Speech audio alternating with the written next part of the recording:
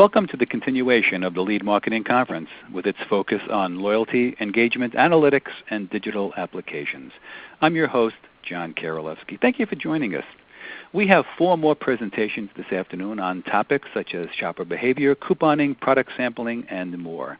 You can stay with us for all 4 or just log in and out to hear only those presentations that interest you. Our next presentation deals with me marketing, specifically getting ready for the promise of real-time, context-aware offers in consumer goods. Now this session is interactive. If you have questions, type them in the chat box in the lower left of your screen. We'll answer them along the way and at the end as time allows. And finally, at the end of the program, there will be a 1-question quiz for valuable prizes. The question will be based on the presentation, so please pay attention. Joining me now is Don Scheibenreif, Research VP for Consumer Experience at Gartner. Don, take it away. Great. Thanks, John. And hello, everybody. It's a pleasure to be here today. And what I'm going to share with you is some information, some research that Gartner's been doing for a couple of years now. And specifically, my role at Gartner is I work with a lot of consumer goods and pharma companies around the world, and we look at the intersection of marketing and technology. And specifically, I have been focused on this idea of context-aware technology and how it can play out in the grocery store. If you've ever seen the movie Minority Report, you remember the scene where Tom Cruise is walking through the mall. When he gets to the Gap store, the screens in the store come to life and start talking to him as if he's the only person in the store. And believe it or not, that movie is 10 years old, but some of those technologies that were hinted at in that movie are actually starting to come to life, believe it or not, in the grocery store. So what I'm going to do is I'm going to share with you kind of our point of view on this, give you some examples, and there'll be definitely time for discussion. For those of you that are not familiar with Gartner, Gartner is the world's largest technology research and advisory firm. I'm one of 900 analysts, and we work with clients all over the world on all matters related to technology. Almost all areas of technology are covered by somebody. And as I mentioned specifically, I work with global CPG and pharma companies on matters related to marketing and technology. So let me open up this presentation with this question, which is, what if your grocery store really knew you and your preferences? How many of us go into the grocery store and can be somewhat overwhelmed by all the messages and all of the products and all of the activity happening in a store? Do you really feel like your store knows who you are? But what if you went into the store and as you were shopping, you got offers either on your mobile device or by some other means that were really just for you? It could be a new product. It could be a recipe based on some of your preferences. It could be a discount, maybe a cleaning tip if you're someone like me who constantly gets food on their clothes, or maybe just a mobile advertisement. Whatever that is, how would it make you feel? Would you be more likely to shop at that store? Would you feel better about the products that you're buying? You may not realize this, but I've seen research that out of 40,000 items in a grocery store, most families only buy between 100 and 200 items, so everything else is just noise. But how would you feel if you did go shopping and the store actually knew who you were? At Gartner, we regularly do trends and forecasts, and one of our forecasts is by 2017, about 15% of people like you and me are going to receive and respond to offers that we call context aware, and I'll talk a little bit more about what context awareness is in a moment. But getting these offers based on who you are and what you buy, and probably a host of all of their information. So instead of going into the store and being one of an anonymous number of consumers, you really get the feeling that the store knows who you are and communicates with you appropriately. So what I'm going to cover is, I'll go back to the previous slide. Got a little trigger happy there. I'm going to explain to you the concept of context-aware computing and also a concept called the Nexus of Forces that we've been working with at Gartner, and how those two types of technology or frameworks are going to shape the nature of competition in consumer goods? How are some innovative companies realizing this promise of context awareness in the grocery store? We'll share some information about how we think shoppers are going to react to these types of offers. And then lastly, I'll talk about what steps do both retailers and consumer goods manufacturers need to take to get ready to this future, because it is starting to manifest itself. So let's talk a little bit about context-aware computing and the Nexus of Forces. The Nexus of Forces is a framework that Gartner introduced about 2 years ago to really capture what's happening in the world of technology. We're seeing the convergence of social, mobile, information, and cloud technologies that's really about creating a new level of people-centered computing. For example, we know that people are doing a lot more on social channels using Facebook, even commenting on new products, criticizing companies, and even, as we've seen in the Middle East and other parts of the world, using social channels to bring about societal change. Well, what's happening is that those social interactions are being fueled by mobile devices, and when those two things come together, it creates lots of information that can be mined for further insight that can then be reinvested in social and mobile experiences. And all of this is powered by really a global class cloud infrastructure. Each one of these forces on their own is powerful, but when you bring all four of them together, the possibilities are pretty amazing. But at the end of the day, when I think about this framework for the consumer goods industry, which I cover, I really think about me, not me, Don Scheibenreif, but each of us as individuals, that this convergence of technology is really going to help companies be able to get to know people on a one-on-one basis. Now, the concept of one-to-one marketing is not new. Peppers and Rogers introduced that to us probably almost 15 years ago. But technology hasn't quite caught up yet. We think we're on the verge of that, where large companies, large retailers can really get to know people on a one-to-one basis. And a little bit on context. Our belief, my belief, is that harnessing the convergence of mobile, social, information, and cloud technologies is going to drive your ability to understand individual context. And then the more that I know about you and your preferences, the better position I'm going to be to deliver content that's relevant to you individually. And if I can do that on a regular basis, I have a real shot at driving engagement and loyalty. Now, each of you individually can think about brands or companies in your lives where you think that they've really made an opportunity to get to know you and deliver content that's appropriate. It's not just about getting your name right in the email address. It's about making suggestions and recommendations based on a real understanding of your purchase behavior. That is what is possible. Now, a little bit on context. Context, the easiest way to think about this is things that are true right now but may not always be true. Okay, I'll say that again. Things that are true right now that may not always be true. Things like what information context, what's on the news right now, what am I reading about, what was the latest tweet, or what was a Facebook post that showed up in my news feed. Your physical context, which is where am I right now, where am I located, am I moving or am I standing still? What city am I in? What where essentially what's the weather like? I mean, those are elements of physical context. And then time and date, self-explanatory. What time is it? Is it the evening versus the daytime? Is it the weekend versus the weekday? Is it a holiday? So all those elements are kind of fleeting. They're transient, but they do contain a lot of information that if you're able to harness them in the right way, it could lead to better connections and better communication with your consumers. But let's take a look at how the Nexus of Forces has essentially rewired grocery shopping. You've heard from a number of speakers already today about some of this. But what I'm seeing from my chair is that we used to all shop at one location. Probably none of us are old enough to have shopped at a general store on the left, but you get the idea. We used to shop primarily at the Dominick's or the Jewel in the Chicago area where I'm based, and that was pretty much it. But if you think about even the last few years, all the different places that you can get your groceries has literally exploded. You have a picture of Oberweis Dairy, which now delivers to my home. Peapod, which I'm a huge user of in the Chicago area. I just got a shipment this morning.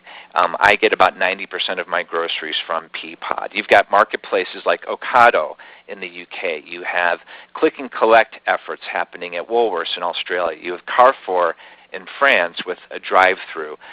You have Target, you have Walmart selling groceries. You can get stuff at your farmer's market, which should be firing up in many cities right now in the U.S., or the club store. You can get your groceries from Amazon. You can have Dollar Shave Club ship stuff, razor blades directly to your house.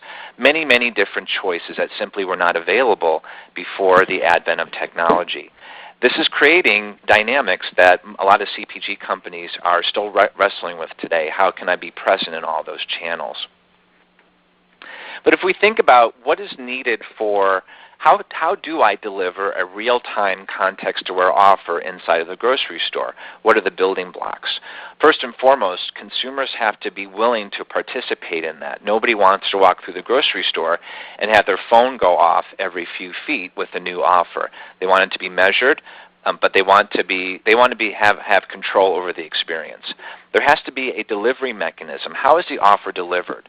The mobile device is clearly one way to do it, but there are other ways in the store, including things like digital signage, which always seems to go up and down in terms of the awareness in the grocery industry. You have to have something called business moment context, simply what's happening right now, or in the moment context. You have to have a good understanding of what that is. There has to be a technology platform that is able to make the right offer to the right person at the right time, and then you have to have a way of redeeming the offer.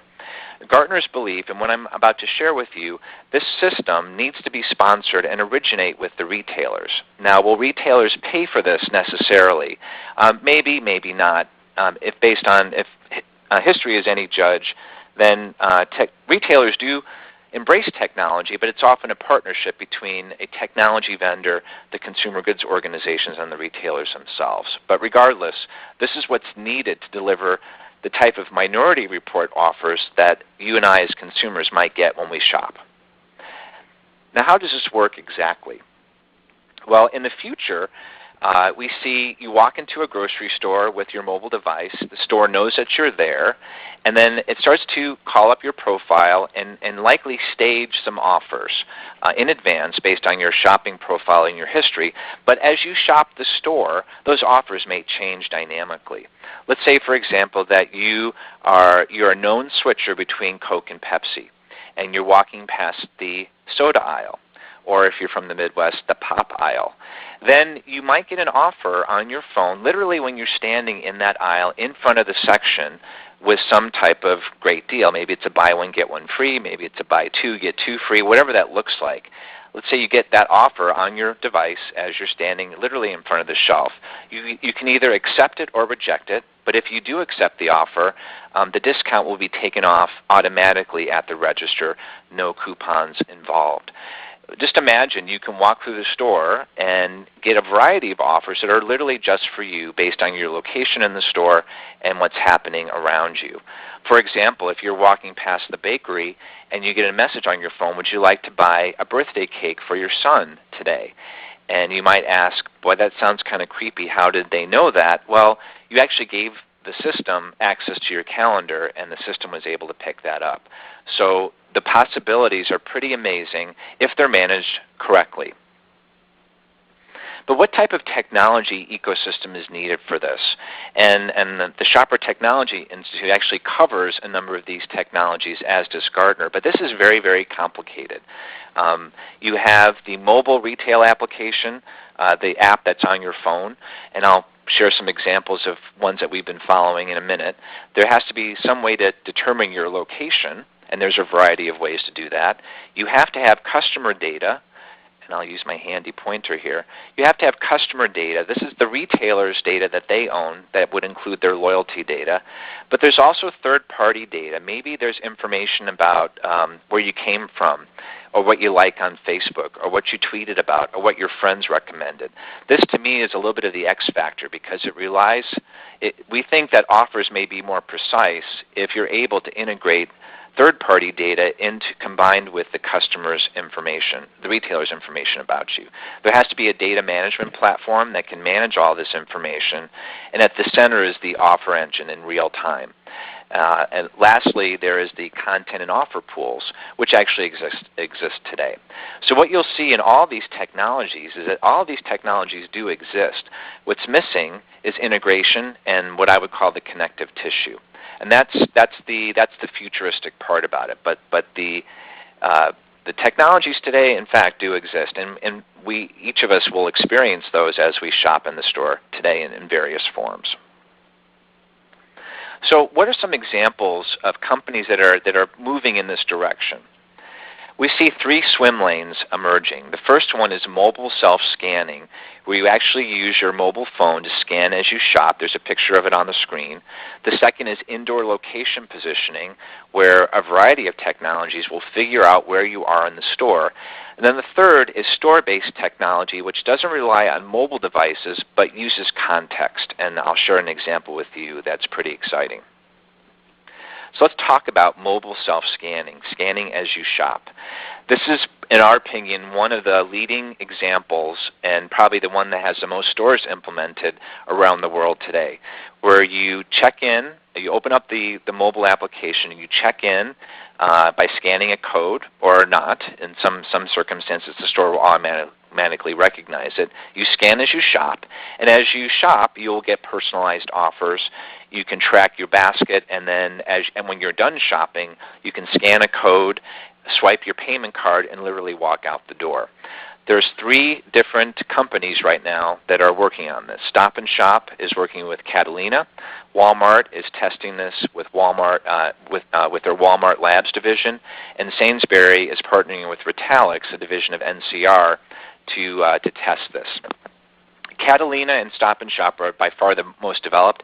They actually, Catalina worked on the scan guns. You may be familiar with picking up the scan gun and doing the same thing. But they've been working with Stop & Shop for a number of years now to try to refine this and migrate it to the mobile phone. I actually had a chance to do this myself last fall in Boston, and it was an interesting experience. I'm actually the grocery shopper in my store as well. And while it took me a little bit of time to get the hang of it, I could see the benefits of scanning as I shop, actually bagging as I shop, because most places require you to have your own bags now or you get charged for it, and then checkout is very, very easy. So Stop & Shop's in about 300 stores, Walmart in about 200, and Sainsbury has a handful of stores in pilot right now. The second, okay, so it's time for a poll now. So I would like to ask the audience, have you ever tried mobile self-scanning in a grocery store? So please indicate your answer. And we see the results tallying in. Okay, it looks like of the folks on the line, about a third have tried it. Okay, great. I think it's not as prevalent as you might think, and it's different. But if you have the opportunity to try it, I definitely would recommend it. I personally think this is the future of grocery shopping, and it's also Stop & Shop's desire, their strategy to bring the internet into the store. Again, who would think from a grocery retailer, but they're doing some very interesting things. Okay, great. Thank you for responding. Let's go to the next slide. Okay, 72% have not, and 28% have tried it. Terrific. Okay, the next slide is around indoor location positioning, the second swim lane that we've talked about. This is where Meijer is working with a company called Point Inside. People load their shopping list, and then their map, a map of the store is actually presented, and it shows where you are, and actually can even project a route for you. It uses a combination of Wi-Fi fingerprinting and the phone's own accelerometer to figure out where you are. Very, very cool stuff. The next one is another indoor positioning example. This one's from Carrefour in Shanghai, China, and they work with a company called Appconomy. They're piloting this in Shanghai right now. My colleague Dale and I had a chance to see this in action in Shanghai, and literally what it is you load your shopping list, and then that arrow that you see, there's actually a video on YouTube. The arrow will move and point you in the direction of where you need to go. You also get geo-fenced offers as you pass certain boundaries inside the store. Again, it's one store, it's one test, but it's actually very interesting, especially if the store is big and you may not know where everything is. The next example is from a company called DSIQ. They're working with Walmart on doing something really interesting, and unfortunately our platform won't enable this, but the picture of the United States will actually move and show the dots change color and migrate during allergy season. But essentially what DSIQ is able to help Walmart is they track by various data sources how allergies are evolving and erupting in different parts of the country. Not one allergy affects all parts of the country at the same time. There's probably 20 to 30 allergies around the U.S. that erupt during allergy season. What they're able to do is they're able to figure out what allergy is erupting or in what progress at what point in time and in what city. And oh, by the way, every Walmart store, all 4,500 of them, have their own Facebook page. So the right allergy at the right time in the right location, each allergy has a different set of products, and each allergy has 3 phases: the prepare, the I've got the allergy, and then the recovery. So let's get this straight. Right allergy, right products, right phase of the allergy, right time, and right location. Okay, huge amounts of data, but that is a form of context, and that's delivered to the Walmart-specific Facebook page, which many of their users actually have on their phones. And in about 1,500 of those stores, there's actually digital signage, so you may even see the same picture for the product in the aisle as you do on the Facebook page. Again, and very, very interesting application of context to make shopping easier and more relevant. We also, you may have heard about shelf bucks using Bluetooth Low Energy. They're testing this right now in the Terrytown Pharmacy in Austin, Texas.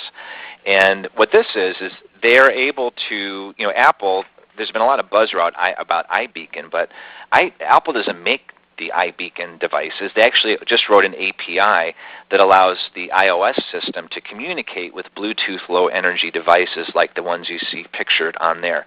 In this situation, the person uses the retailer app, and if they see an offer that they like, they actually just hold their phone right up to the beacon, and the offer gets registered on their shopping list as they shop the store. One store, but we can expect to see more of these types of pilots using the iBeacon technology, Bluetooth Low Energy.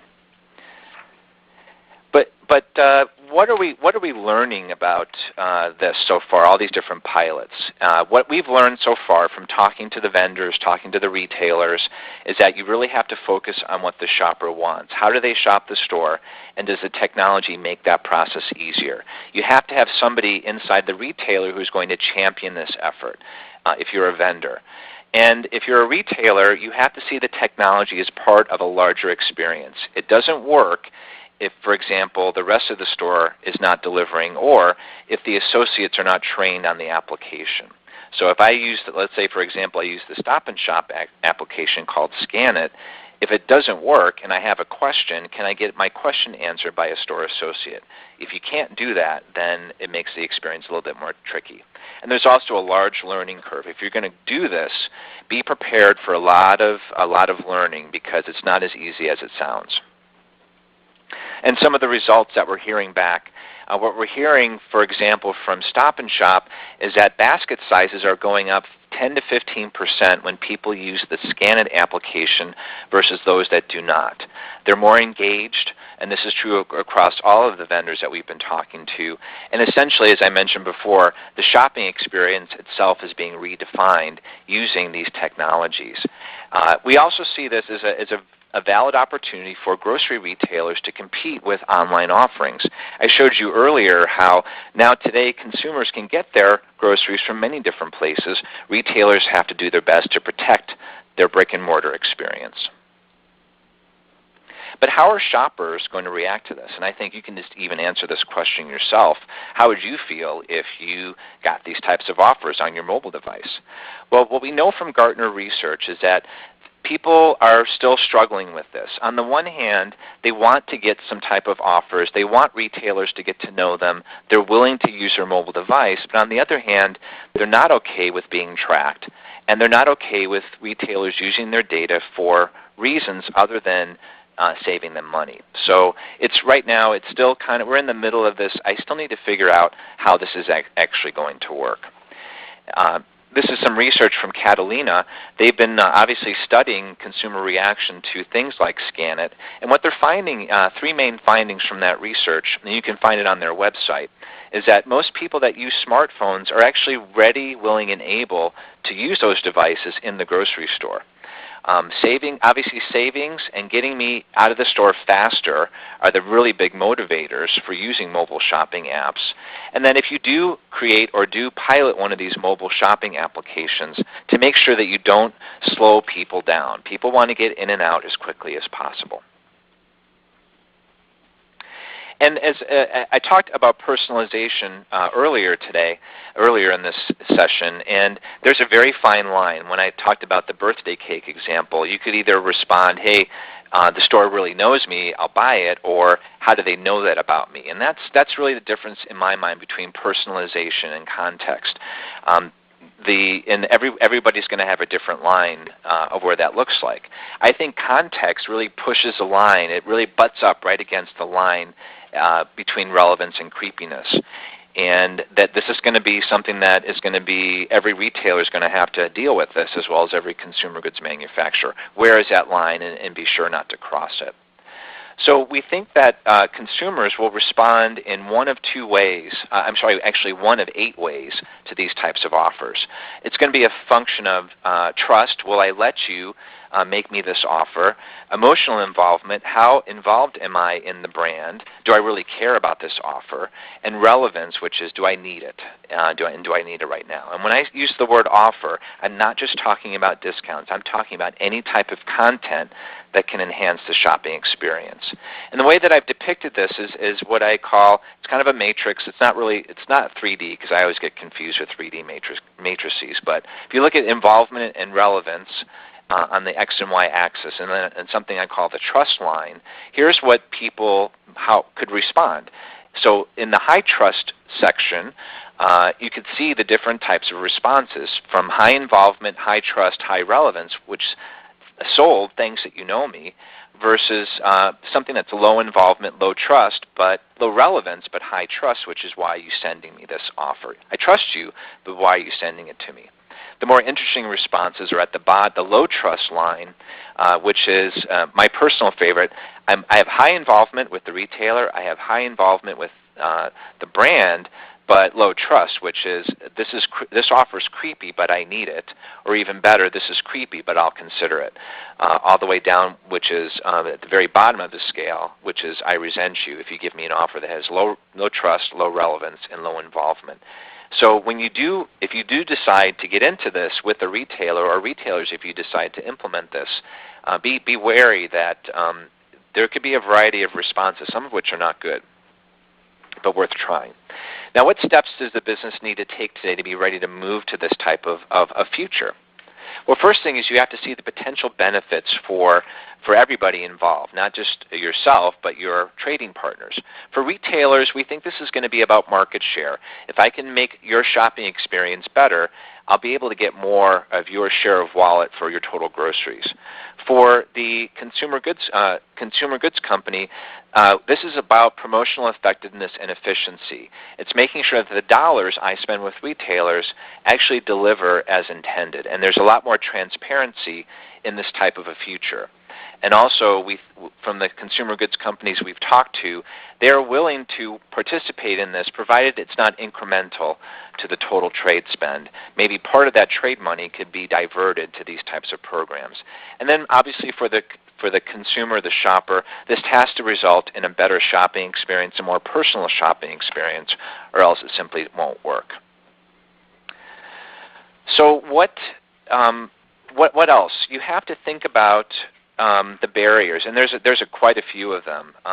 First and foremost, it's about data sharing. Manufacturers and retailers have to do a much better job sharing their information than they do today. Both of them tend to have a Chinese wall or a wall in between them. You can see data integration is going to play a key role, as well as a company's capabilities in predictive analytics. I won't go through all of these in the interest of time, but you can see this is not going to be easy. And the companies that I've talked to who are doing this tell you it will not be easy, but they see the benefits of trying and moving forward. And we also ask people to watch the vendor ecosystem. Will this be a consortium, or will this be one company doing this? Could an IBM do this? Could a Nielsen do this? Could a Google do this? It's possible, but more likely it's going to be a consortium. And and if you think you're interested in this, you can take a quick readiness assessment. You can look at where you are as a company along these dimensions. How willing and ready are you to collaborate with retailers or manufacturers? What is your organization maturity when it comes to technology to be able to participate in this type of ecosystem? How are you at managing data? How are you at analytics? What are your capabilities? And then how are you working with mobile applications and the whole mobile ecosystem? So ask these questions to see if you're ready to participate in something like this. And where is this headed? Right now we're in kind of the crawl phase. You've seen some of the pilots. They're by Tier 1 organizations, clearly, and that's pretty normal for these types of technologies.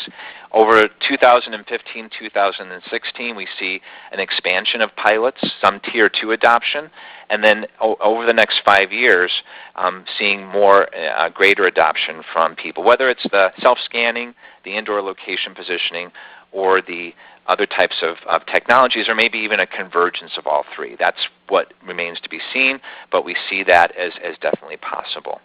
And we think that for this type of a technology, you have to decide when you want to jump in. So here's our second poll is I'm going to ask people with what I've presented, how long do you think it's going to take to this before this gains critical mass? So we'll take a minute to collect some responses here.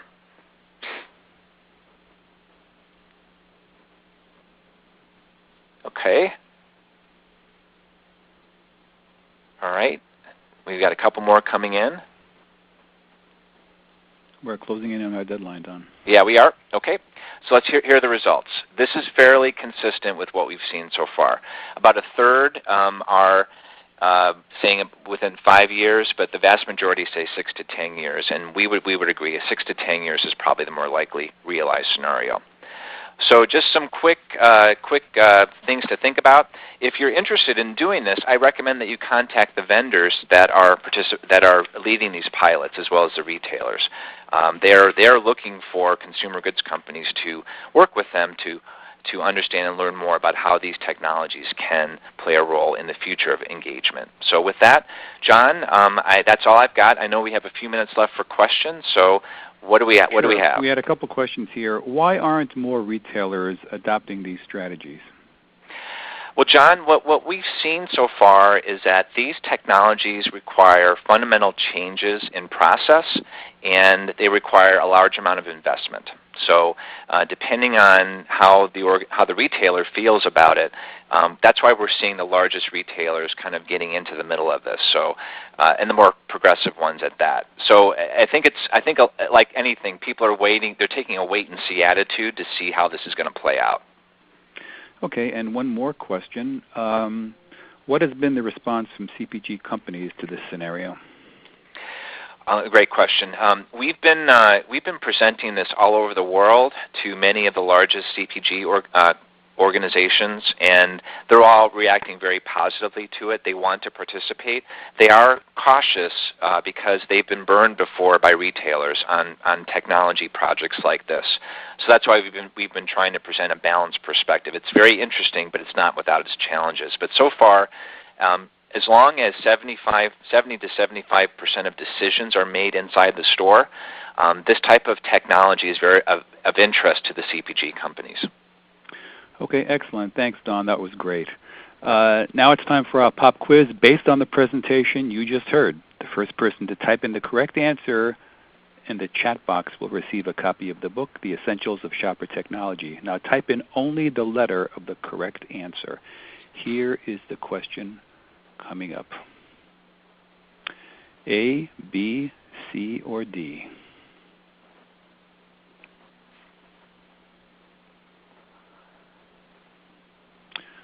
Okay, we have a winner. The correct answer is B, and the first person to answer B, let me just scroll, got a lot of, okay, first person to answer B was Rita Finley. Rita, congratulations. The book will be on its way to you right after the conference. And thank you all for attending, and thank you, Don. That was just terrific. Very good look at the future. Great. So Thanks, John. You're welcome. Our next presentation will begin in about 4 or 5 minutes. The topic will be designing smarter FSI campaigns with big data. Until then, this is John Karolewski signing off for Gartner, CPG Matters, and the Shopper Technology Institute.